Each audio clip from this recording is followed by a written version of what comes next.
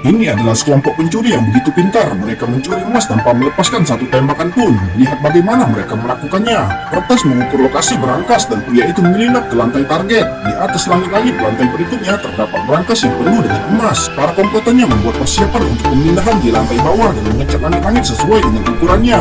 Tentu saja ini bukan cat sungguhan, tapi senyawa nitro dan bom lengket. Alat protek dipasang di lantai atas dan di bawah secara bersamaan. Tugas keamanan di lantai atas sedang menonton pertandingan dengan santai. Ketika tiba-tiba berangkas itu menembus tiga lantai dan jatuh ke bawah.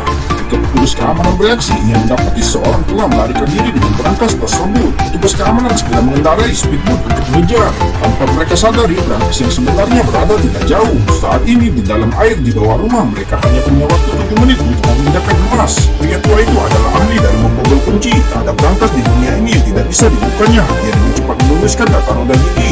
Tekanan untuk membuka kunci di bawah air sungguh besar, tapi ini tetap tidak menjadi masalah bagi tukang kunci berpengalaman. Akhirnya dengan pengalaman selama bertahun-tahun, dia berhasil membuka berangkas itu dan emas yang berkilauan pun terlihat. Mereka telah meraup untung besar dan 4 menit sisanya digunakan untuk memindahkan emas. Dan waktunya dihitung dengan sangat tepat. Pada saat yang sama, pria yang membawa kotak palsu juga lolos dari kejaran dan mereka berdua tertawa.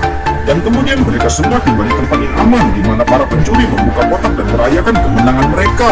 Bahkan menyebutkan keinginan mereka satu persatu saat emas sudah dibagikan.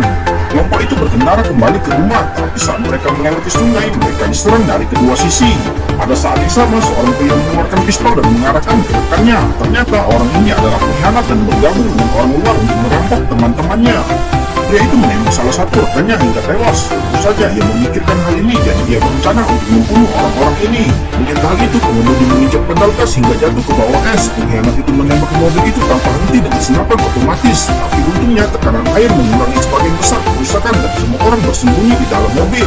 Tak lama kemudian, pengkhianat itu menghabiskan pelurunya dan mengamati dengan diam selama beberapa menit hingga tubuh rekannya mengapung ke permukaan air. Lalu ia menyuruh teman-temannya untuk berhenti. Namun ia menyampaikan keterampilan bertahan hidup orang lain. Ada semprotan oksigen di dalam mobil dan semua orang bergantian menggunakannya. Pria itu adalah guru sekaligus ayah mereka. Diam-diam mereka bersumpah dalam hati mereka bahwa mereka akan menjadi pengecut jika tidak membalas dendam.